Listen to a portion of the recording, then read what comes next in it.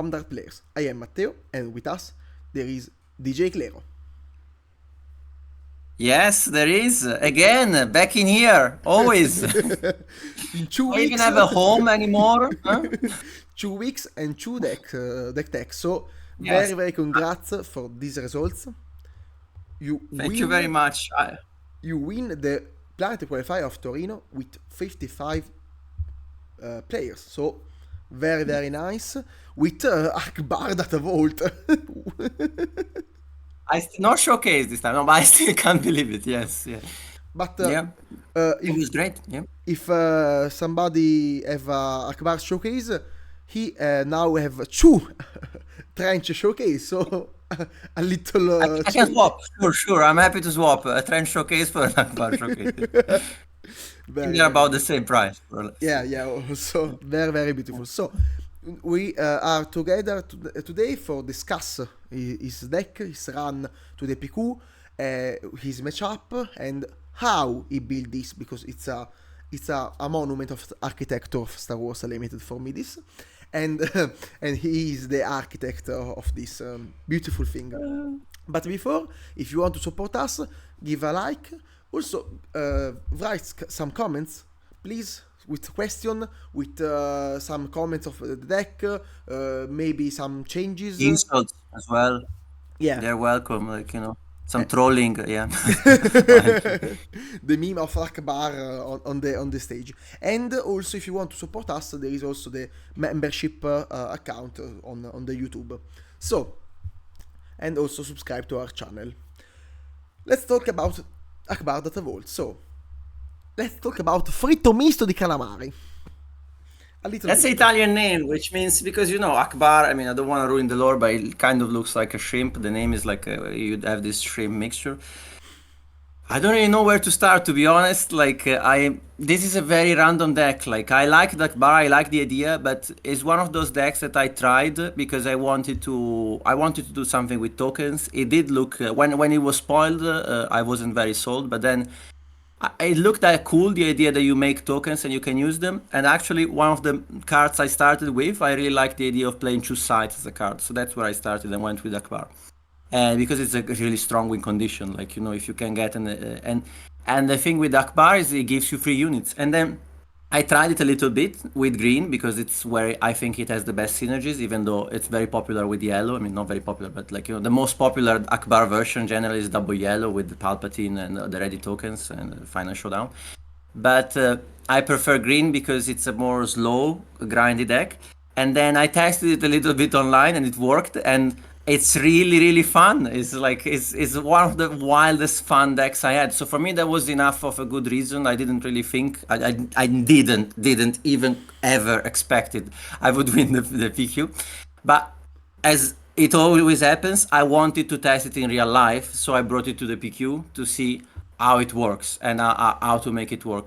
And it worked really well because it's very flexible. It's a very flexible deck.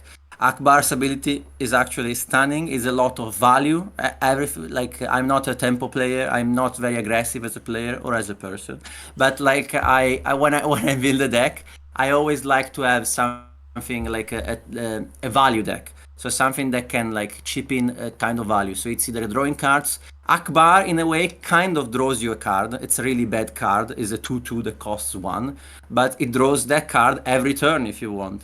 And his ability is really flexible because you don't have to do it every turn. You do it when you can afford it, when you want. But his ability is flexible because it can be used on opponent's units. So it can be used on any unit when it's deployed for free, which is insane. And it can be used on non-leader units when it's not deployed and it still costs 1. And this is something that, it's not a good deal, like to gift a card, gift a vehicle to your opponent. But in certain very niche situations, like when you have a big unit attacking, like, if you have a Podameron and you just tap it and give the Sabine player an X-Wing, basically this is a card that for 1, it drew a card because you didn't have to spend a card from your hand. Yes, it gave the opponent an X-Wing, but it healed for 8. Like so one cost heal for 8, like vigilance is I'm not making comparison, but in a way, before the opponent can get his value back in terms of damage, it needs to attack with that token 4 times, and then they're even. And against an aggressive deck in certain scenarios, there are really 4 turns when like this is gonna be alive there and they're gonna use the action. So what I'm saying is that mostly 90% of the times you want to build your own fleet to make sure that you can use all the coordinate cards without having to commit too much. You can give away your tokens. There are other synergies that like having a good fleet, and you can attack the opponent and win as well with a huge fleet, because every 2/2s they're very annoying to remove, but they're there and they damage if they need to. So that's 80% of what Akbar wants to do. And then there is a 20% that is like even less, like 10% that you can disrupt some key things from the opponent and really annoy them. Use it with caution, but at the right time, this is backbreaking. So I already went into it because I'm still fresh from the PQ. But the reason basically I really like the deck is one of my favorite meme characters I like from Star Wars. I thought it was really fun, and it somehow worked when I tested on Petranaki. Usually it's not a good idea of how the deck works, but you can get an idea if a deck is like just give up, or it's something that you can work on and develop and test in other contexts, and make sure with more competitive players basically.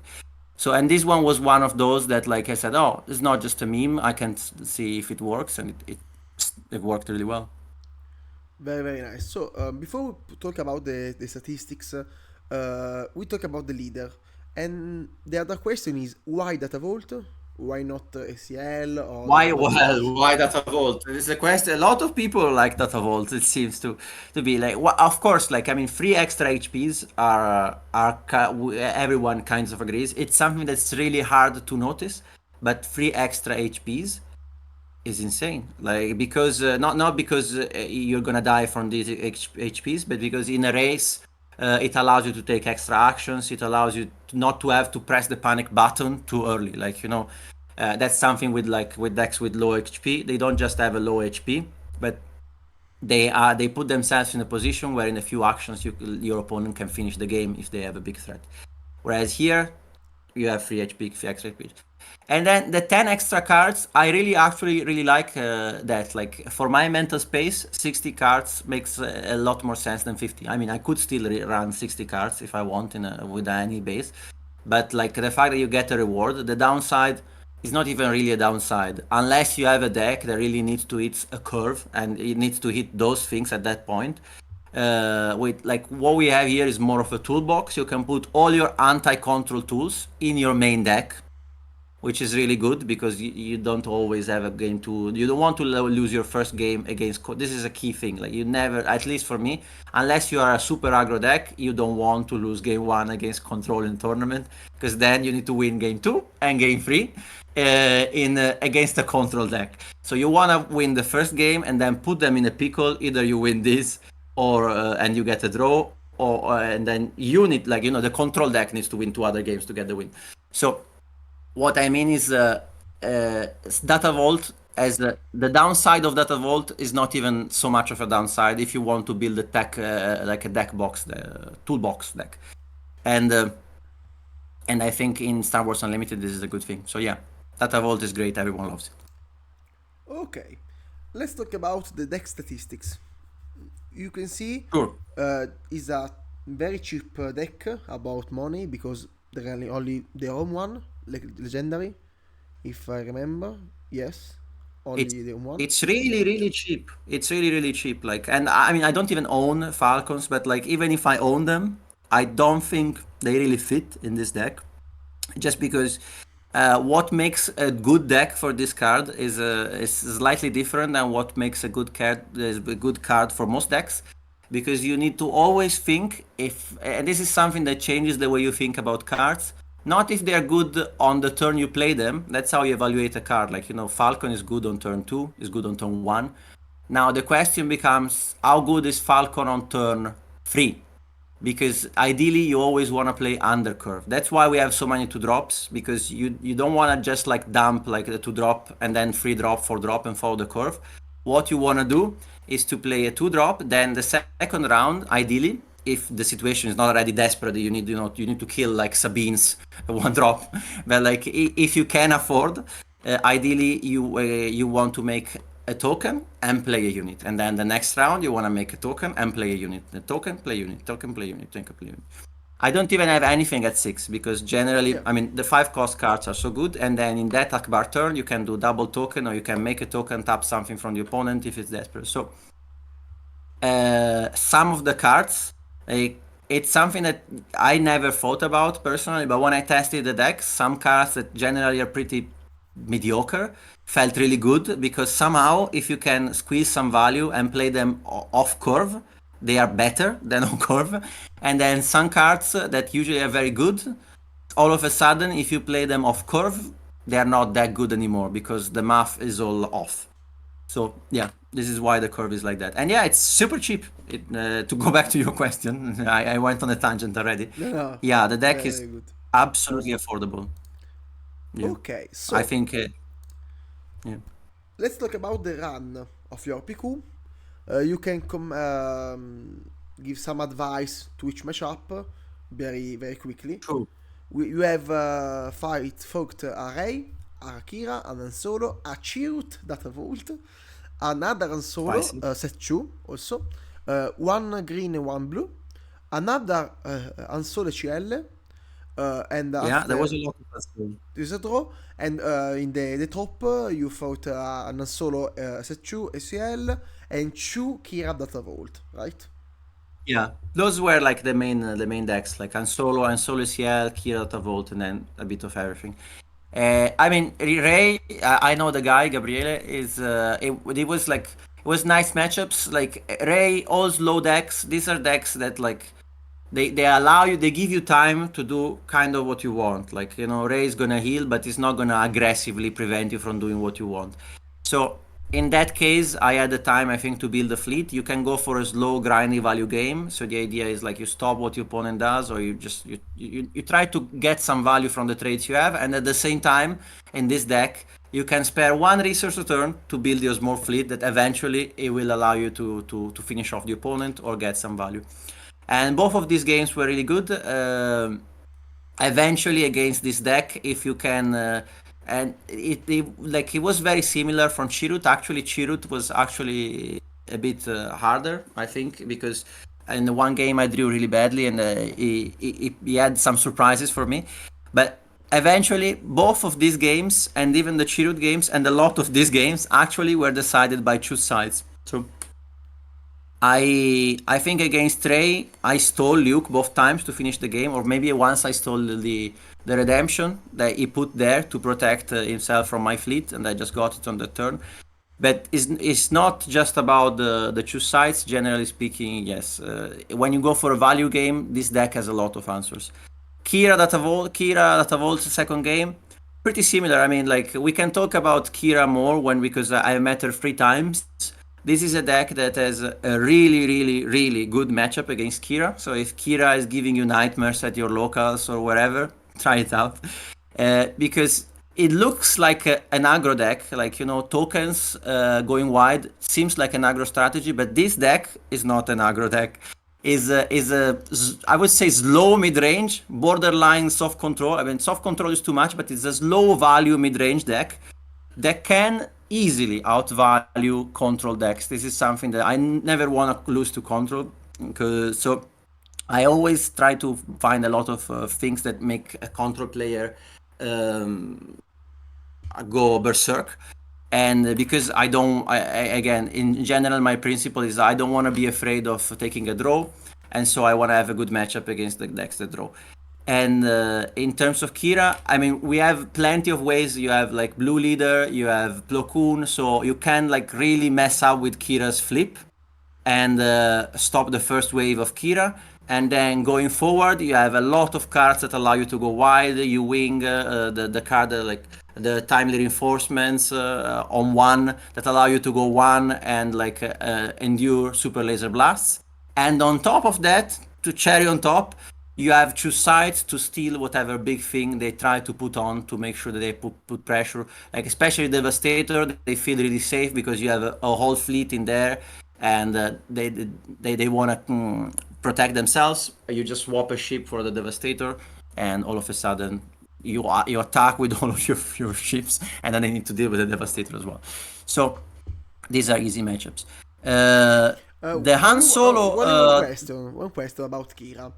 About Snoke. How you feel against So Snoke? the thing is, like Snoke again is something that, of course, like it forces you to play around Snoke because it's if you have like if you try to go for a full aggressive mode with Kira, which is something you can do, but I never really try to pressure Kira early. It's more about like running Kira out of resources. And Snoke is just an extra resource. You can consider it an extra like super laser blast in a way. So if they run Snoke, they have some extra super laser blasts. And in that case, you need to make sure you have Wedge before you commit to like a lot of X-Wings. It's an annoying card, but I will say about Snoke, no Kiras, because this is something, I'm not a Kira player, so I'm like, I know the reasoning behind, but it's just so happens that Kira, like the consensus on Kira is to play like reinforcement walkers over Snoke for the heal and for the card draw. So no Kira that I faced has played a single Snoke, and most of the Kiras that are built to tackle the current meta play Snoke. So that's even easier for me as a matchup. Like it used to be like easy, but like without Snoke, they made my life even easier. Okay. Is it clear? Yeah. But you have ways, like basically if you want to do something as Snoke is around, you need to play Wedge and protect it, or you need to play something that you can that can allow you to take Snoke on your side, something like this. But it's an extra hoop on the way, but it's not unbeatable, even Snoke. But still, they don't play it. And what is really troublesome for this deck, as you can see, this Luxor guy, I played with him like in another event. He was really good. He was playing Han Solo ECL, the deck that was made popular by the Polish team at Lille. It's a really, really aggressive deck, and he completely cooked me in the Swiss. However, I met him later in top 8, in the top cut, and it was already a nightmare because I knew how strong the deck was and how dangerous that deck is for my deck. But I understood a little bit better what I had to do against that deck, and so I could win against him. So this deck is really hard. It tries to swarm on the ground. So against this deck, you need to be very, very careful, and you can't just do whatever you want. You need to immediately answer whatever that deck is doing. It's much easier with the sideboard because the sideboard is stacked against aggro. But basically, it's a deck that doesn't really have anything close to a late game. Is a different, more aggressive, I would say, version of Sabine.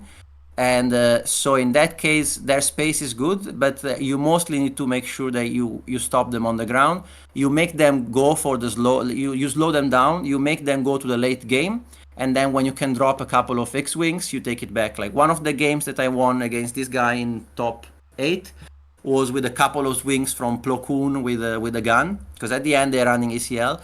So you need to really, really be patient with this deck, try to slow them down, and then find one moment where they have like a moment of blackout and just hit them there to make sure you close the game. Because in the next couple of draws, they might be again there with a super strong threat. So this is not a great matchup, but it's a winnable matchup. Just requires a lot of patience. And Chirrut was really spicy. It's really interesting. I would say, as far as my deck is concerned, it falls in the same category as Ray because I don't particularly care about the restore. It's not, as I said, these are not like aggro matches. You need to go for value. So same game plan as Ray. It was a really nice guy from my hometown. I know him. And then Han Solo Blue.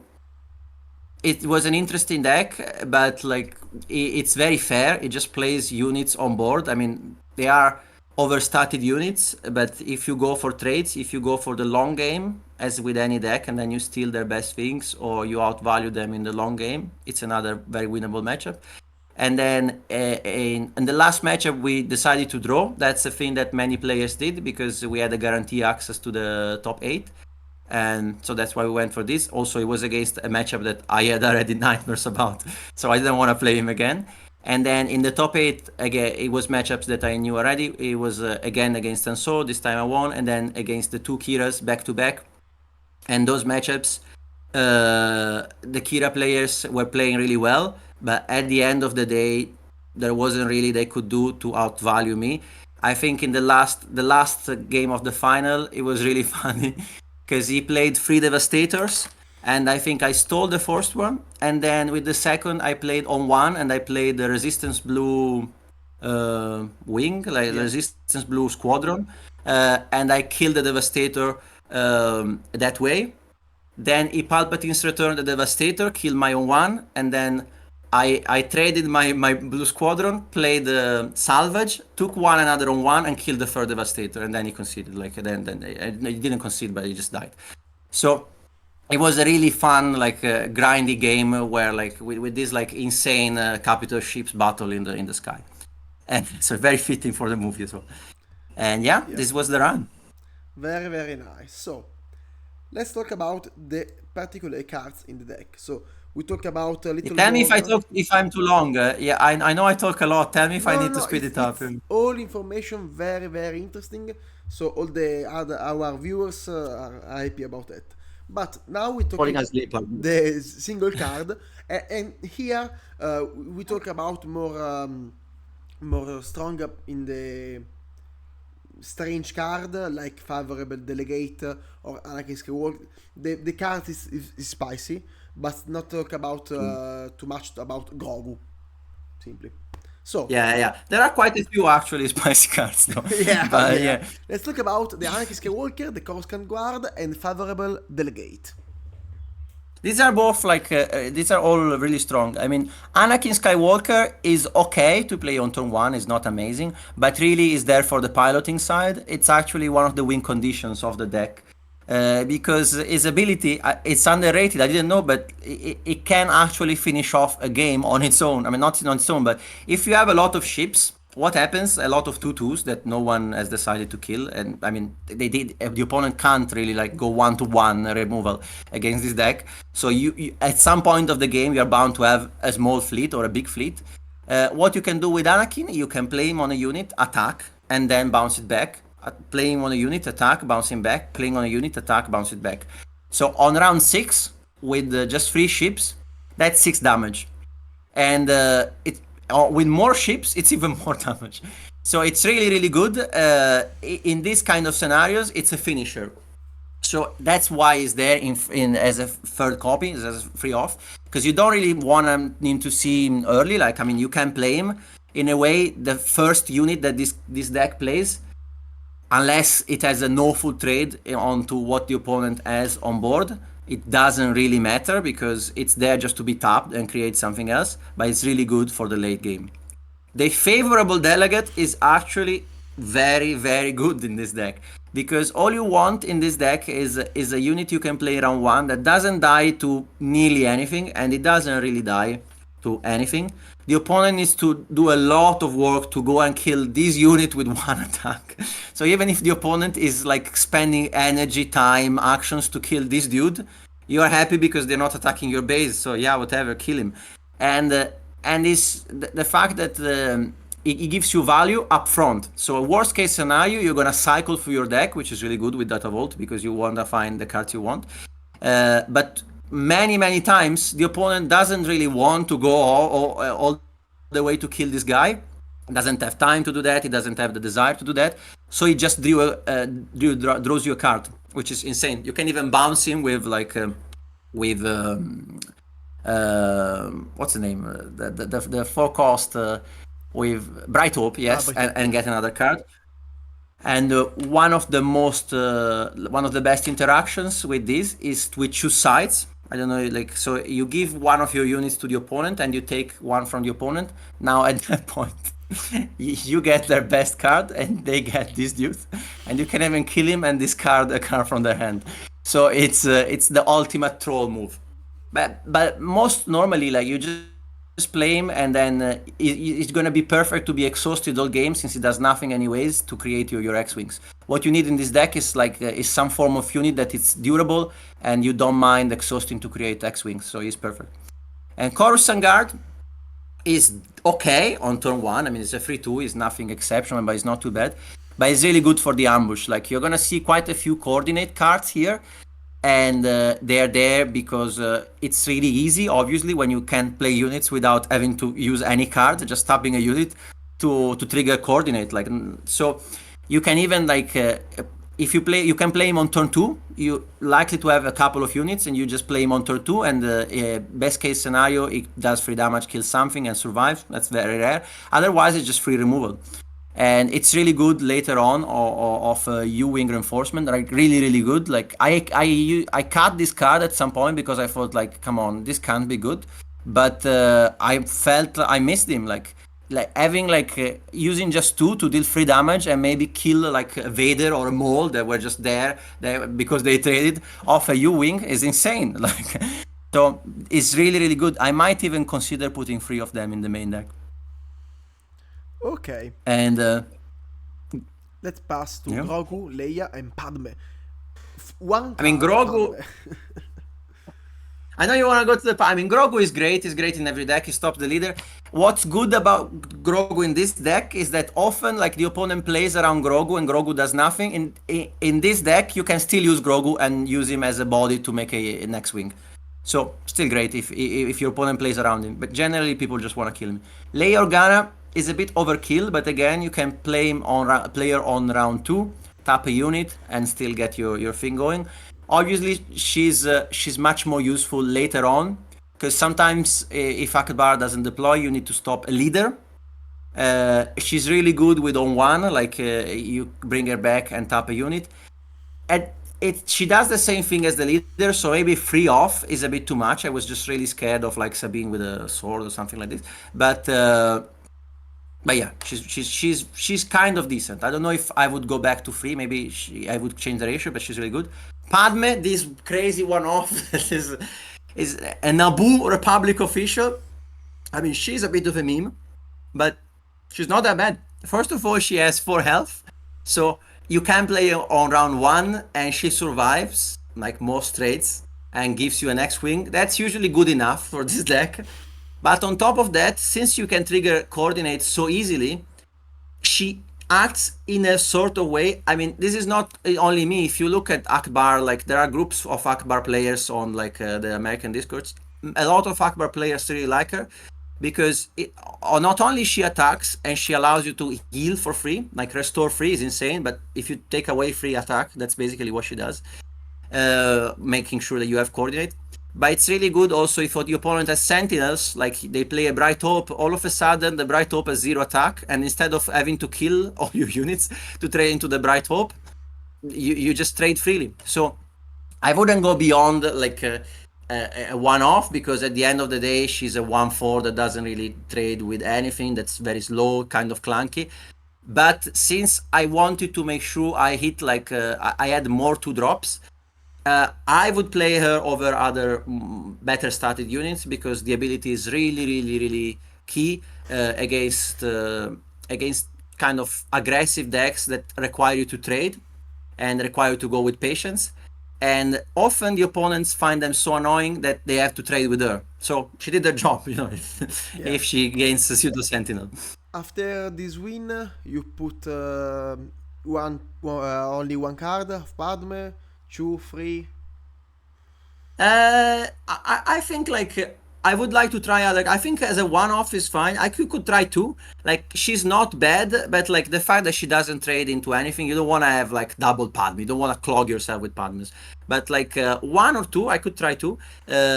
Maybe 1 in the side, because she's really bad into a lot of matchups. One from the side. She in specific matchups she's good. Like against the Han 2 deck, she worked really well. So I wouldn't put 2 in the main though. That's a bit too much even for me. But one is perfect. Okay.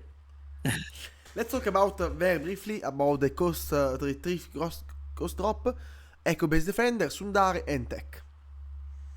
I mean, tech, I mean, it's not the first deck. Tech, you always put one so you can fetch it with on one. You can make sure you have another option at the end.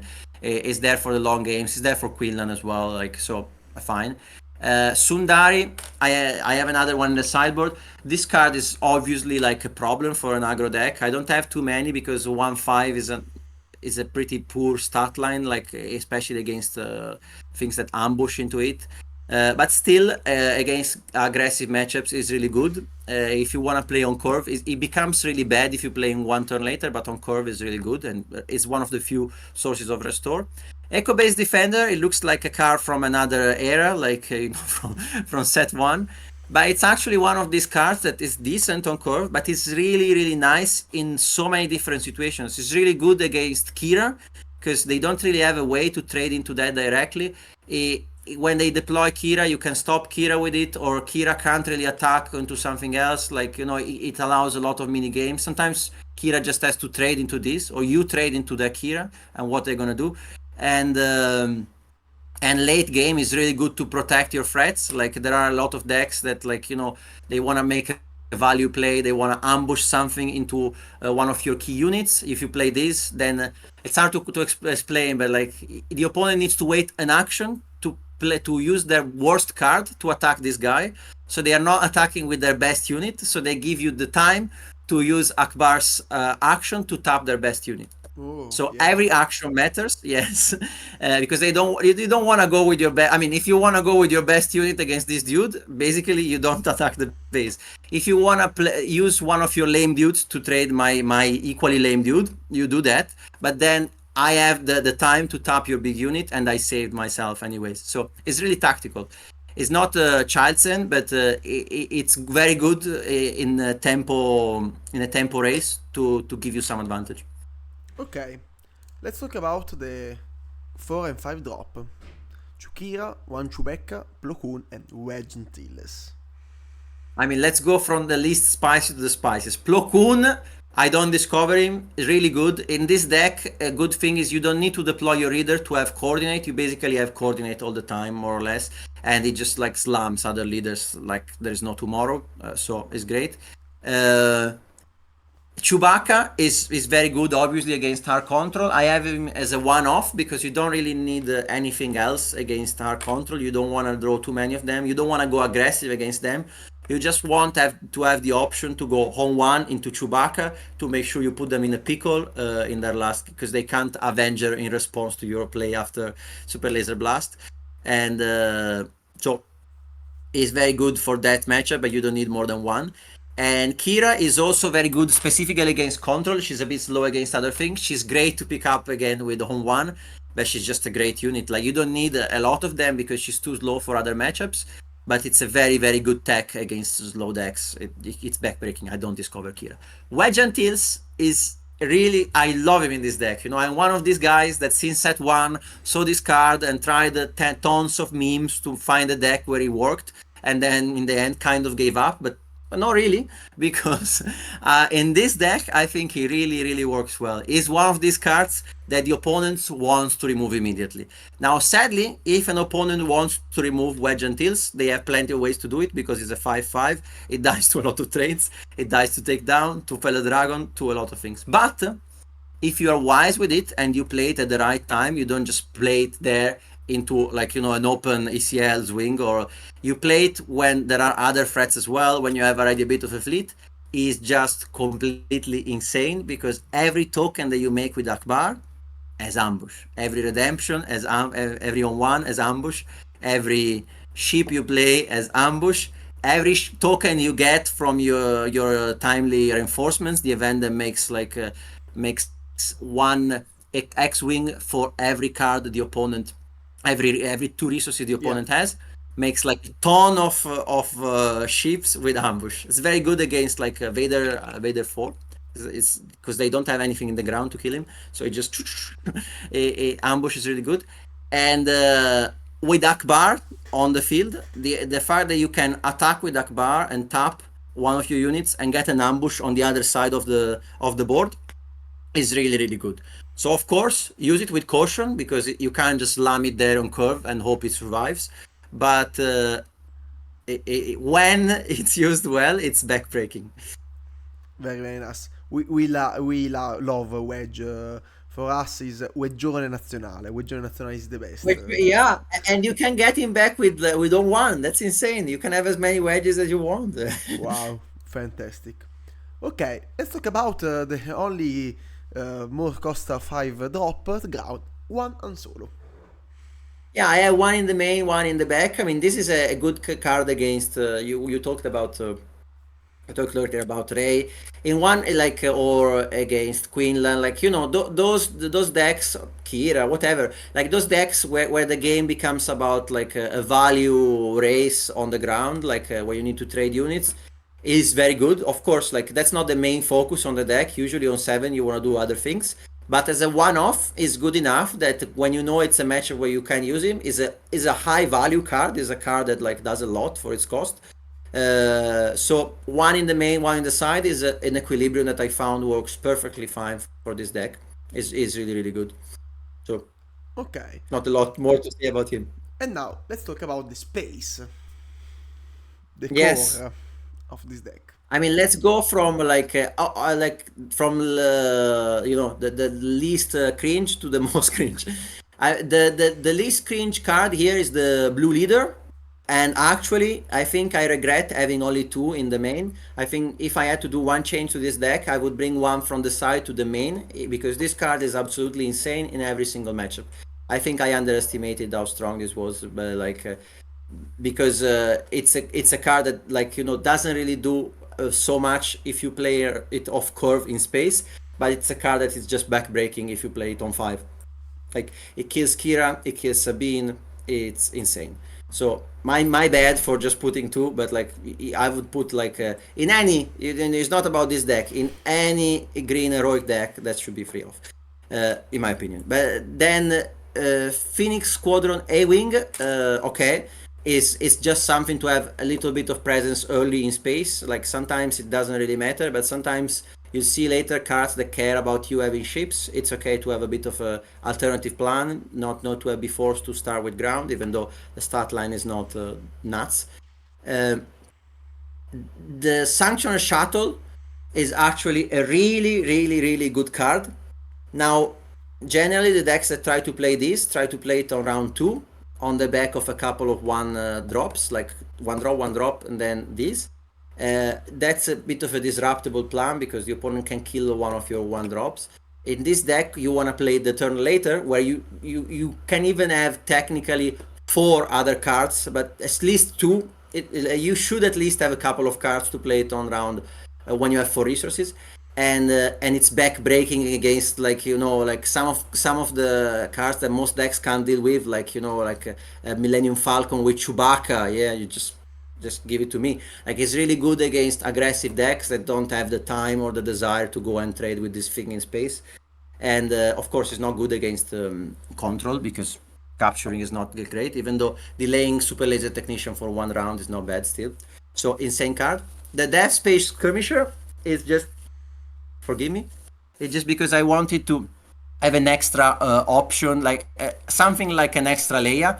I really like the idea of playing U-Wing and tapping a couple of units to gain some tempo on that turn, and this works pretty well for that.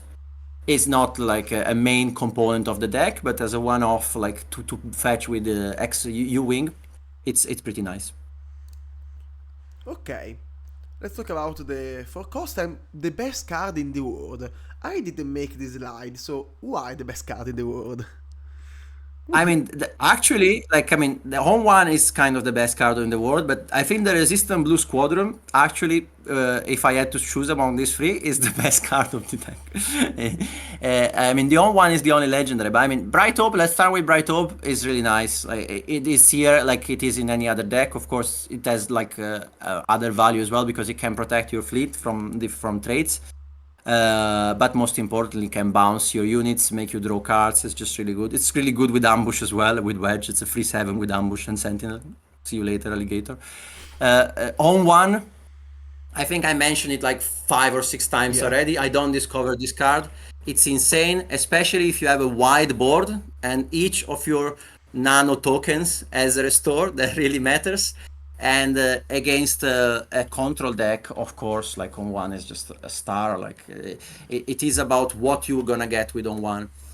But the real star of this deck is a card that like I didn't really know. It's a draft common from Resistance Vehicle Fighter, but the good thing is in this deck it really works well. It's what allows you to have like basically removal. You don't want to play. You can play it on turn 5, 4, but you can play it later. You can pick it up as with an on-1. As I said, like I killed 2 Devastators just with on-1, bringing this back with a bunch of ships, and it's really good. And I prefer it over Akbar, the unit, funnily enough, or strike, like synchronized strike. Other events that do this, because it doesn't have any arena restrictions. So it does care about the number of ships you have, yes, which you usually have a lot, but it can go cross arenas. It can one-shot leaders, you know, in certain cases. Like, I think against Ray, maybe once I killed Ray in one shot with this. Or, like, I don't remember, but, like, it can really do a lot of work as a to do mitigation, but it's still a 3/4 body. So, nuts. This card is is the key. Is one of the main reasons to go green with Akbar. This card, I would say. Very nice. It's beautiful. So let's talk about the events. 2 waylay and 1 spare the target. Why separate them and not 3 waylay or 3 spare the target? I mean, this is just to confuse the opponent. It's one thing. No, if you have a Kira, usually you're gonna call waylay. So I put the one spare the target just to mess up with the opponent. But mostly, like, I mean, they are the same card. Like, actually, spare the target is better in this meta because, like, if you're facing Kira or like Ray, they play units with bounties. And actually, against one of the Kiras in the semi-final, I drew really badly. And the best play I could do on round 2 to avoid the value trade was spare the target on their guy with grit and the bounty that I drew a card. Now, if I add waylay, that's too much value you give away. I give you away a card just to bounce that thing. That's nuts. Like you can't do that. That's too bad. With spare the target, since you get the card back, it actually worked out pretty decent. I mean, I would have rather done other things, but so I think if you want to be serious in this meta, it would have to be free spare the targets. But waylay is better against boss because you can bounce your units. So depending on what you expect, it's basically the same card. Okay. And let's talk about the other events. Timely Reinforcement, a sleeping card, 2 sides, and U-Wing Reinforcement. Sleeping like our viewers, don't you? No. I mean, U-Wing Reinforcements, I will start like from this. This is a really fun card. One of the first ones I bought in Spark of Rebellion. And I don't need to tell anything else. It's so much fun. Like the flexibility that it allows when you have a lot of cheap cards is great. The combos. If you have a lot of cheap cards, or when played events, like playing U-Wing Reinforcement is a blast. Like, you know, I don't really like just spamming a bunch of Battlefield Marines. If you can see, I didn't even put them in there. Not because they are bad units. They are really good, like really good value, but because they don't do anything when you play them later on. So, but if you have a lot of units that do a little bit when you play them later on, you can have an insane U-Wing. Timely Reinforcement is a spicy card. I have it as a 2-off because it's kind of slow, but it's not too bad for against other space decks, and it's absolutely back-breaking against the control deck because, as I said, like, you know, especially if they don't play Snoke, not a lot of decks know how to deal with like 6, 5, 2/2s in space after like, or even 4. Like, you know, they play Super Laser and then you play 4 2/2s in space. Then if you have a Anakin, that's 16 damage in a round if they don't deal with. I mean, they're gonna do something, but you know, it's not about the fact that like these are gonna win you the game on their own, but it's just putting something else that like forces like the opponent to cry or have an answer to that. This card is absolutely nuts. It's great with Wedge. And the fact that they have Sentinel, I really thank you, FFG, for this. It makes it very flexible. It's not a dead card against an aggressive matchup, because still against Vader 4, for example, I didn't meet it in this game, but like it's a deck that I had in my mind. It's something that stops their whole turn, and or even protects you the ships that are ready, because the opponent, if they want to trade, they need to trade with the ships that are just there, this bunch of 2/2s that now annoy them to obnoxiousness. So great. Choose sides is the main card of the deck. This is the absolute win condition. This card is insane. It won me like 70 to 80% of the game. That's why it's free off in the main deck. Eventually you're gonna draw them. You don't need to play it on curve. I mean, it's really bad against an aggressive deck. You can even, I think I sided it out like against like really aggressive, like low to the grounds deck. Against the Hantu ACL deck. But against all the other decks, since your units, I would like to say it again, they don't cost you a card. They are just there because your leader allowed you to tap for one and drop one of them there and forget about it. Giving away one of those, it's basically free, and the opponent is not going to do a lot with this 2/2, and you get one of their cards. Like the funniest interaction with this was giving away. I had Wedge. I played an X-wing. I traded it with a 2/3 unit. It survived as a 2/2, but it had one extra health because of Wedge. And then I used choose sides. I gave that to the opponent to steal. I don't remember if it was Devastator or like Luke or something. And then as it goes to the opponent, it dies. Wonderful, wonderful. And that was just super giga troll. But like apart from these trolly moves, it puts the opponent in a pickle, because if they know of this card, it makes it really hard, like, you know, to bring the game back with the one big swingy move.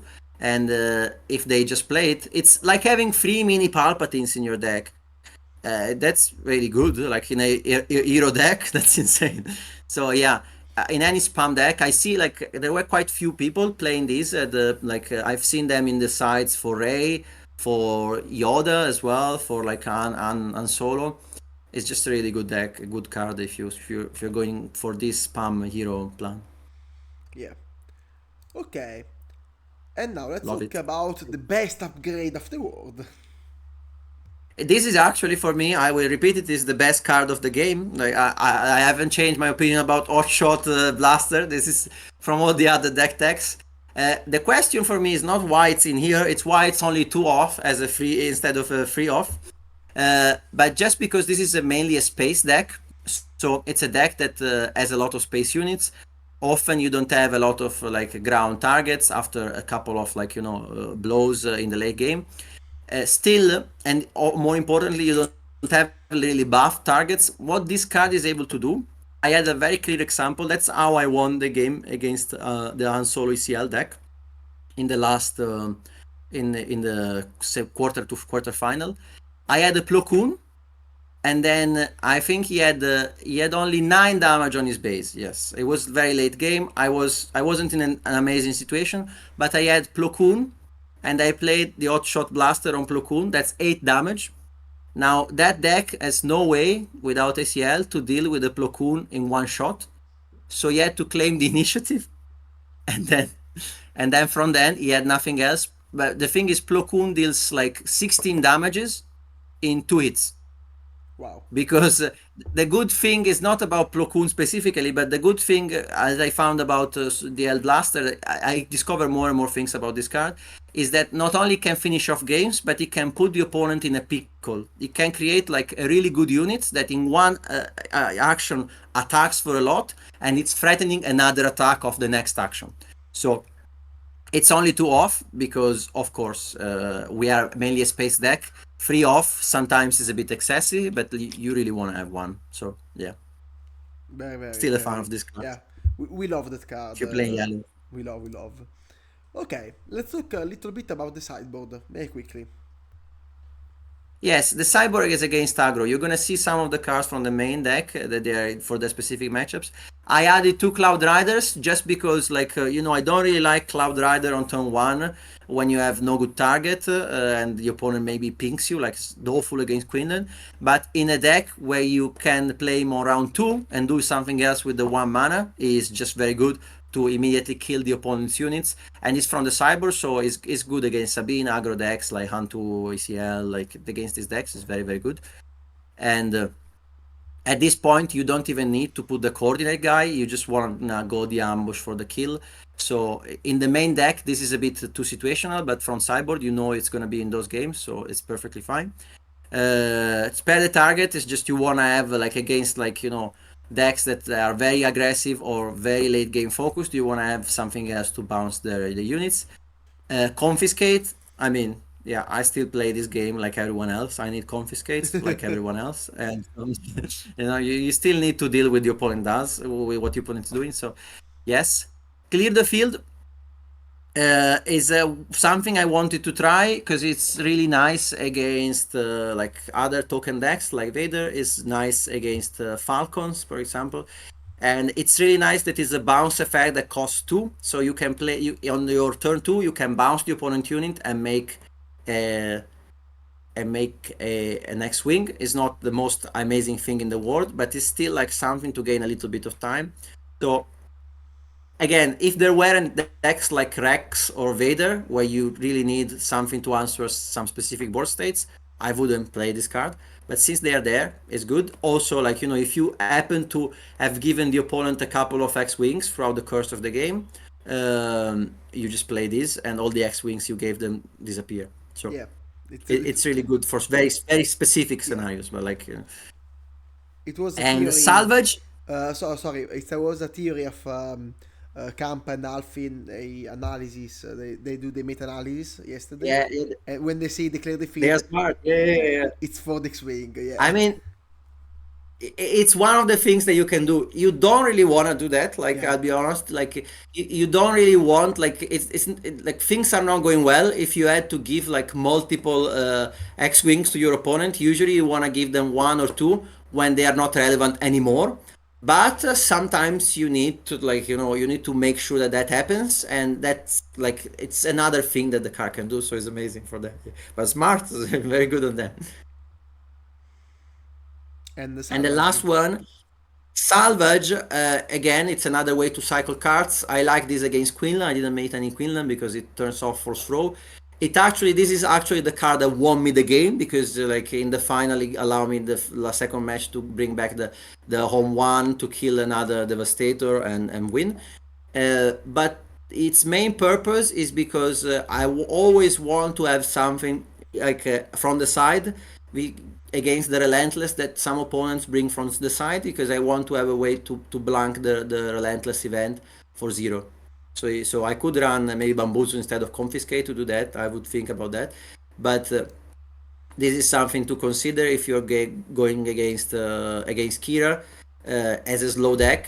They always have that option, so you need to make sure you have something to do against that option, just to make sure you're safe against certain lines. That's why it's a one-off in Sideboard. Okay, and now let's draw some cards. 1 minute, one Yes. hypothetical draw. So, Leia Organa, Sanctuary Shuttle, Wedge Antilles, Sundari, Coruscant Guard, and Anakin Skywalker. I mean, what do I have to say? This is amazing. Like, it's obviously a keep. The thing is, like, you can see it's a very flexible hand, but since you have different options and you don't need to follow a curve, what you play on round 1 really depends on the matchup you're facing. Like, so I each and every one of these cards could get resourced, and each of every one of these cards could be the absolute deal breaker in in a specific matchup.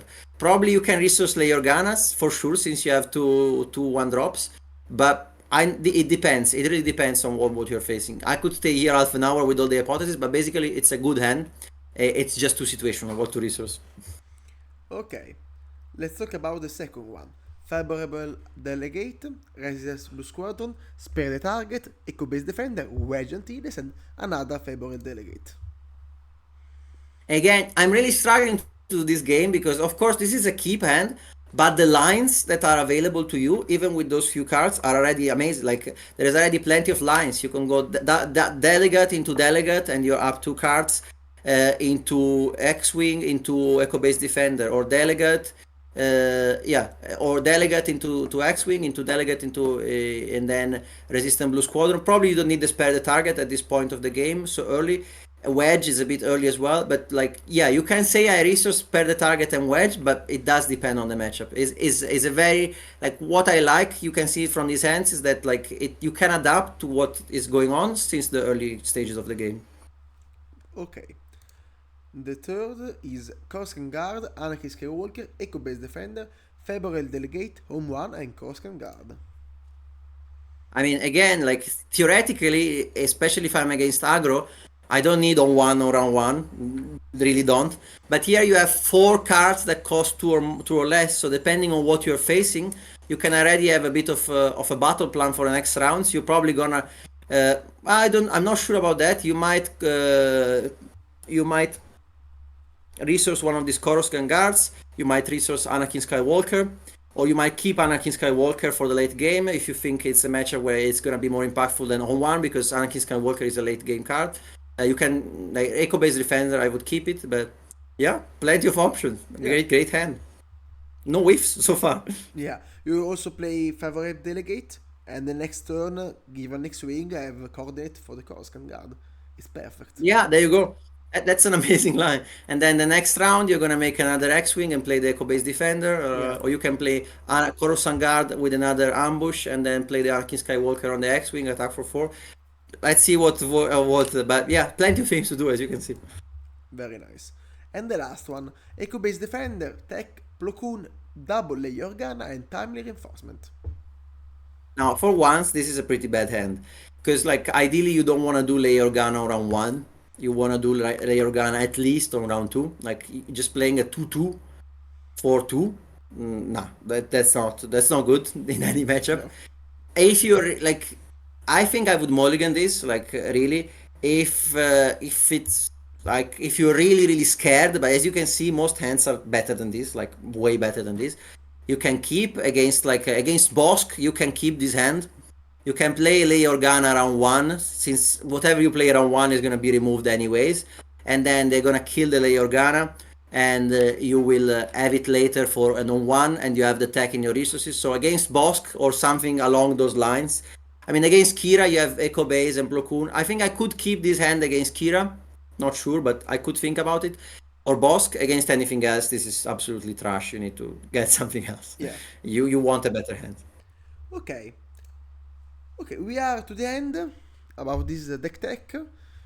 Here is Yes. the general deck, but we talk about very much. So, the last question. You play Trench and you win the showcase. You play Akbar and you win the PQ. Who's the next one? Padme, no. Aldo. No, I have no idea. Honestly, I haven't really. I have like I tried a bit of Piedata Vault, but I haven't had anything that sparked like. If I have to say one card that like surely no one has played yet officially because it hasn't come out, that I find really spicy is Qui-Gon Jinn. Yeah.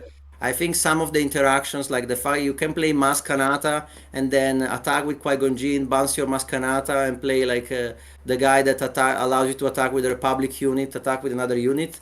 That's insane. Yeah. Like there are like I want to see how accessible the Force is, because like I really don't like going below 30. Like even 30 is a lot less than 33. But that's a leader that really excites me for the future that I haven't tried at all. I Yeah. see a lot of combo potential. Maybe Yeah. that one was maybe will be the first meta deck you play. Maybe. Yeah, well, it depends. Of course, if it's meta, no, I will play something else. No, but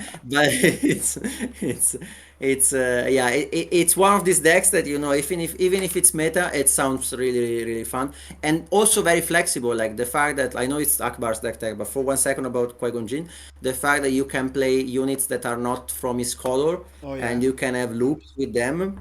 Like there are so many different ways you can build him. I'm sure that you can find something funky to do with it. Yeah. And Absolutely. yeah, I hope this gave an idea of how Akbar works. It's really hard to describe in theory. It's a pity there is no video, but it's really easier to see it in practice, because a lot of what happens in the deck is not something that comes from the card in the deck. It comes from Akbar's action, and having that action and having those tokens allows some of these cards that you see them and see like some trash fodder from from your draft, actually in the context work, and you can see them work. But I hope this gave an idea at least of like why some of the cards are there. It gives. It gives. So thank you for joining us, DJ, and Yeah, thank you to you guys. Best in the world. Thank you. maybe I like the Dark Turtle. maybe you will come back in about 3 weeks after the PQ of Bondeno with another deck. So No, who knows? Who knows? nah. Who You know, knows? like in other countries they touch wood. In Italy we touch other things, which everyone knows. But No, no. In no, it's Bondeno, okay. I will Very nice play. to be here. Yeah, I will play in Bondeno, so please don't give the Frito Misto because it scares me. I'm. Oh, you're scared of the Yeah, Akbar. yeah. Nice. With my Sabine, it's an experience we have 2 days ago. Yeah, by the way, thanks to the Dark Place because like both you and Jama allow me to test against some more like competitive deck to have like some testing against Sabine and everything, and that allowed me because it was it's like sometimes if you like it's really hard to get like good reps with like nice meta decks, and like it allowed me to understand how to tackle this with such a weird deck that it was something I couldn't play out in my mind. I had like I could do for other matchups. Yeah. Okay, thank you, and we see you in another video. Bye bye. Thank you. Bye bye. Bye.